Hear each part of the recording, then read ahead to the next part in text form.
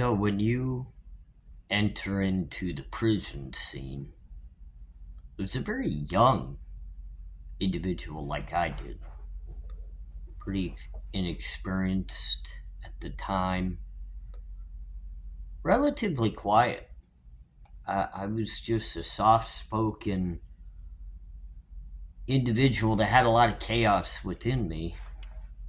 And of course, I had this kind of drive to live within the criminalistic world. And that's what got myself into trouble. I don't know if I was rebelling or if I was just choosing to try to live as independent as I possibly could. But at the end of the day, when I got into the penitentiary, I had to begin to learn not only self respect, but even more so communal respect. It was important for survival for the most part, but even more so, it was important in the development of my step forward into becoming a better person. ARHayes, this is Xander. We're with the Convicts Thoughts. We're here tonight to talk respect. I'm blessed to have so many within my community, my subscribers, my loved ones that follow this channel that carry themselves with the ultimate respect and self-discipline. It's key to be able to speak your mind, your thoughts, your feelings. But it's even more critical for those of us to open our minds and our ears to hear what's actually being said without judging or condemning someone that steps up and speaks. Now, with that being said, I've also learned through my years of experience that I don't have to allow myself or those that I care about to be disrespected. But it doesn't have to be handled in a negative manner. I don't have to get uppity and want to fight or get over emotional about it and yell at anybody. Don't even need to raise my voice. At the end of the day, the self-respect that I've been able to build through my years worth of hard work and experience, enduring the things that I had to endure, is I learned to be able to handle the criticism, the hate, and the negativity in a very simple manner. I ignore it and I move away. Now, I know many of you out there have endured the YouTube roller coaster of emotional chaos that ends up in personal drama. Drama between creators. Drama in between individuals that have different opinions or views of the case, or even ways that things are discussed. And that's okay. You don't have to agree. You don't have to see things eye to eye. When you come to my channel, I want the different opinions. I want the critiques. I want the feelings and the emotions to flow in your conversation. It all matters. It all needs to be heard. Because we as people need to come together to be able to communicate while fighting for change in the problematic areas that we have across the board. I personally have a big view of things that I feel I need to speak on to help engage others in not believing exactly what I have to say, but maybe opening their minds, their eyes, and their ears to finding how they feel about those situations and speaking their feelings in a fight for change. It's needed. Now, before I move on into a wider range discussion of why these things need to be heard, why they need to be said, what we need to do as individuals to make change actually happen. Because at the end of the day, even though we're discussing true crime, it really comes to the basis we're all looking for actual justice, but two, we're looking for a way to help it lessen in how often these things are happening within our communities. How can we negate the criminal minds to a point that our communities can become safe again? We can leave our front doors unlocked and allow our children to go ride their bikes and play. That's what we're fighting for.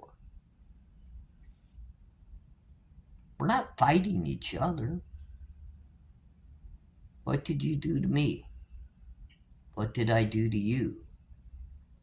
Why would we need to be angry with each other? Because we have a difference of opinions?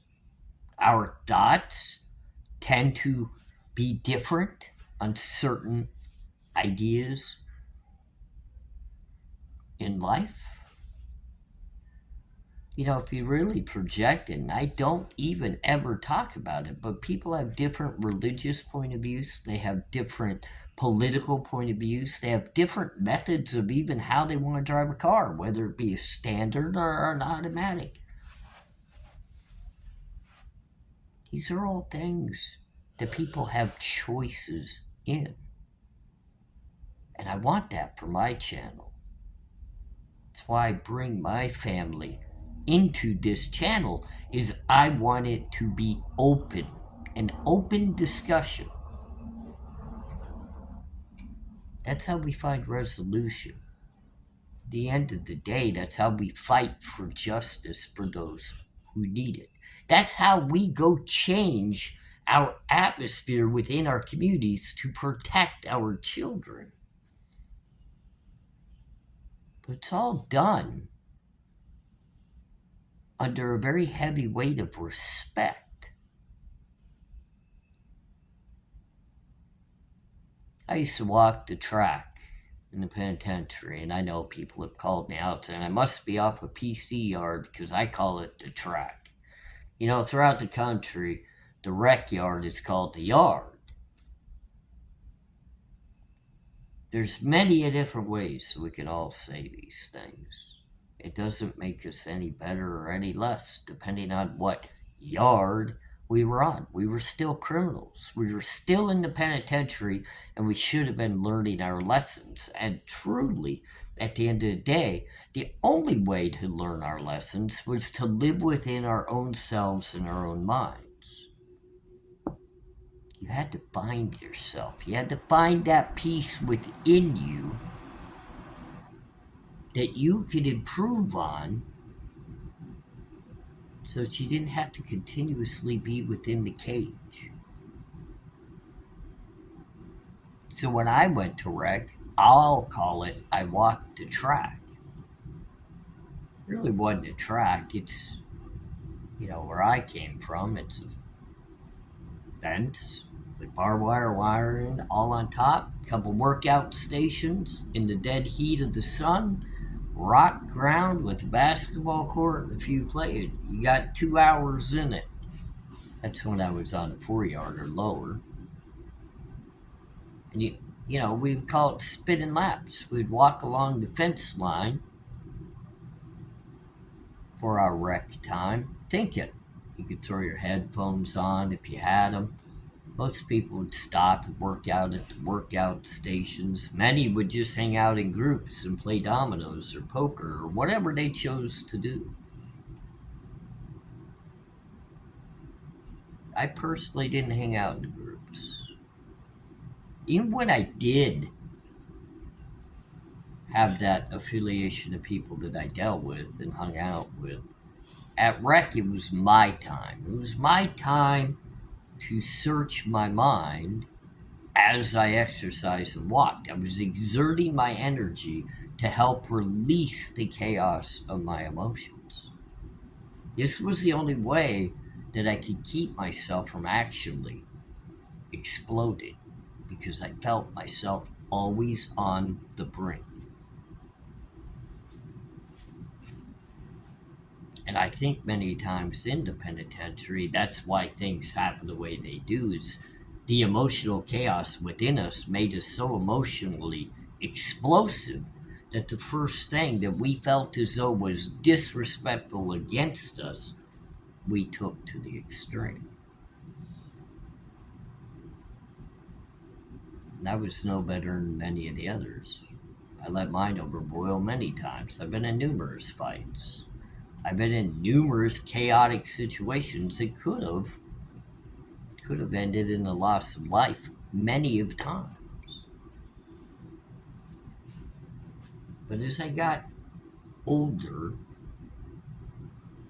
I critiqued myself and held myself to what I thought or wanted to be a higher standard. I know many people think to themselves, how can you hold yourself to a higher standard in the penitentiary? You're amongst criminals. You're a criminal.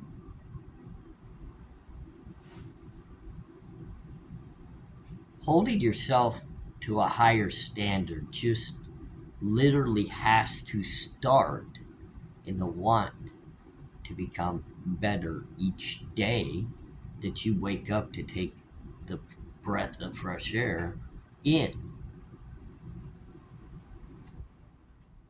Improvement is key, but the only way to make that improvement is one, self respect, and two, learning how to respect others.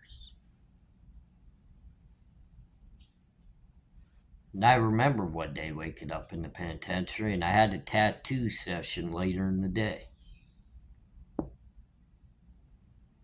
That good old Sony Walkman with my freshly sharpened paperclip on the concrete floor of my cell to be utilized with my makeshift tattoo gun in the cell. We were going to be working on my back piece.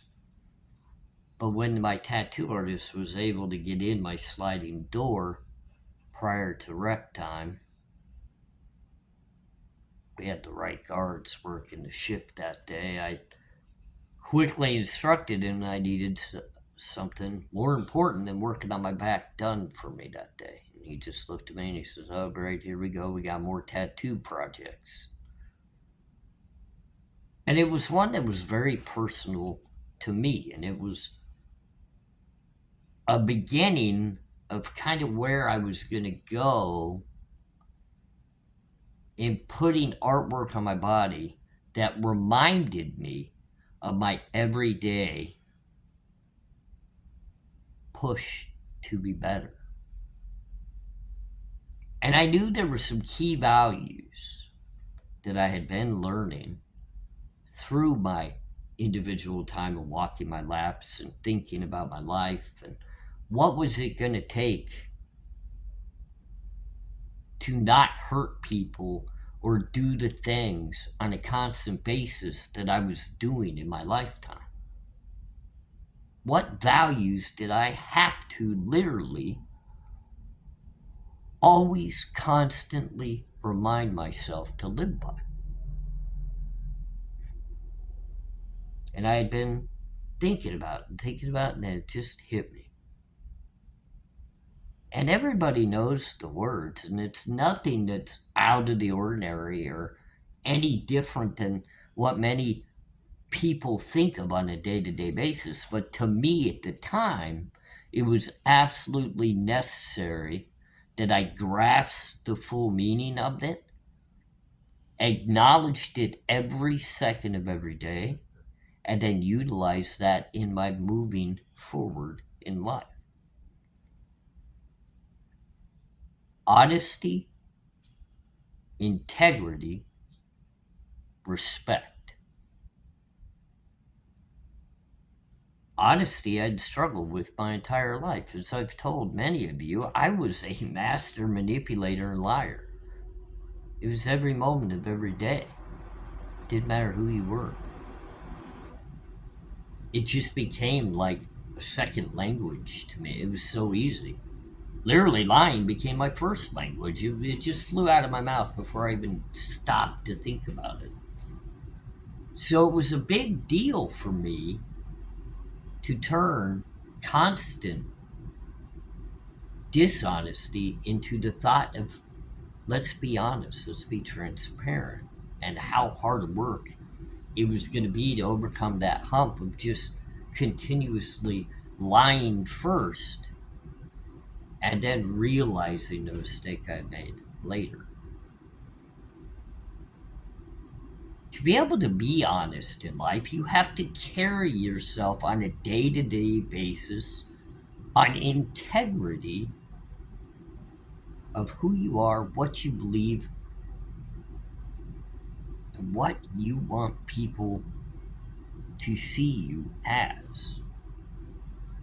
If I can carry myself with integrity, honesty would be very easy, because being honest brings that integrity to who you are, what you stand for.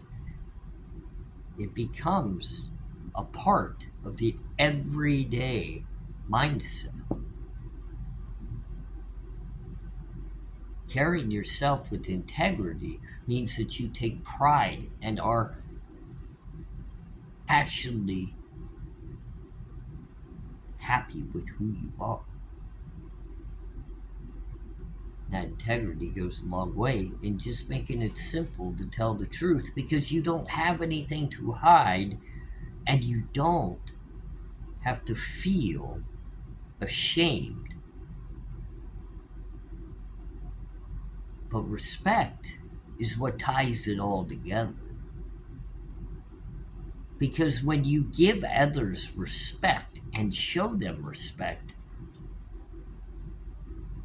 honesty is easy, because you have no reason to lie to them, because out of respect, you're going to be who you are and tell them exactly how you feel or what you have to say. And because you carry yourself with integrity, you no longer have anything that you have to hide. There's nothing to be ashamed about. But respect goes both ways. You have to command and demand that people respect you, your loved ones, and the difference of opinions you just might have.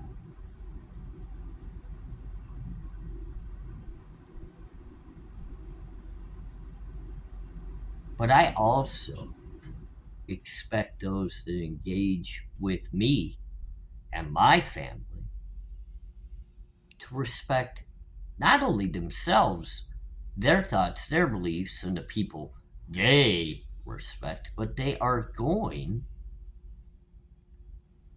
to carry themselves in my platform, my channel, with my loved ones, which includes my subscribers and followers and members. This is my family, and you will respect that.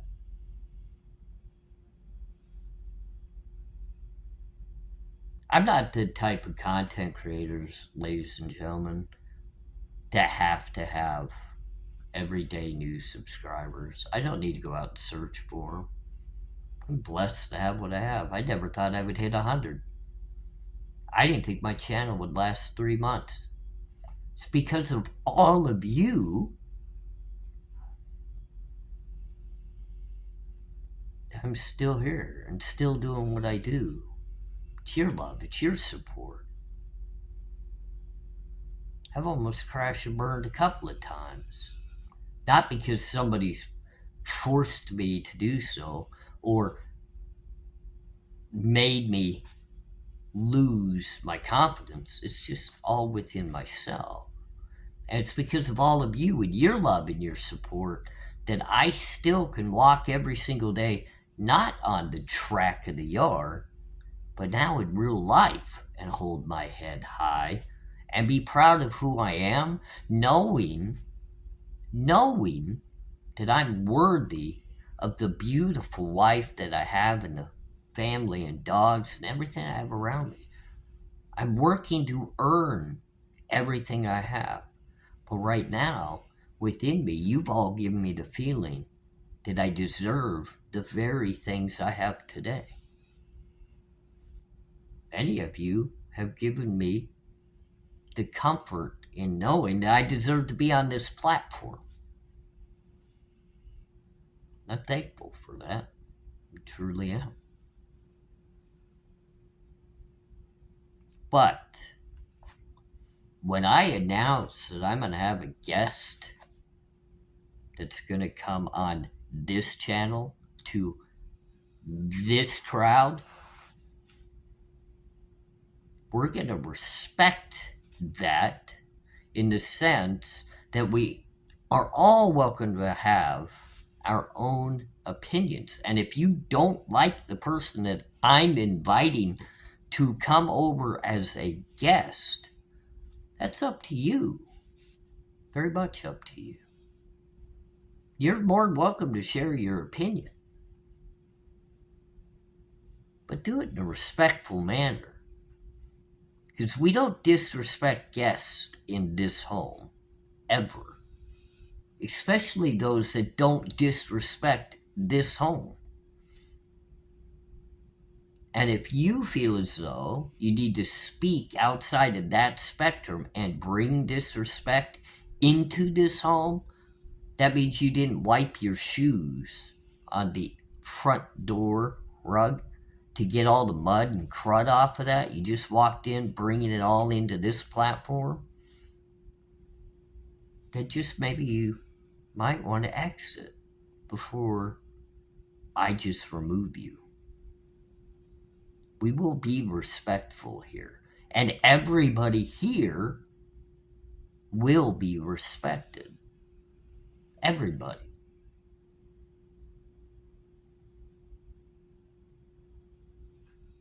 I love and adore everyone that reaches out to me because you guys have made me want to even be better than the few steps of betterment I was taking. And I'm thankful every minute of every day for that. Here very soon, Sean with Harsh Reality is going to be on this show. He is doing me justice by doing that. He's not making a penny for coming here. He's not asking for anything. He's here for me. And if people don't understand, that helps me grow and get better exposure to get my voice heard more. He's doing me that favor because we've built a working relationship that we respect each other, even if we don't always agree on content. Lucky, Murder Metal Mayhem, these creators have all approached me as I've approached them with absolute respect. And I'm excited to work with each and every single one of them. We are going to respect guests into this community. This is our house. And when invited guests come, we will show them the respect until they earn their way out of it. But just know, ladies and gentlemen,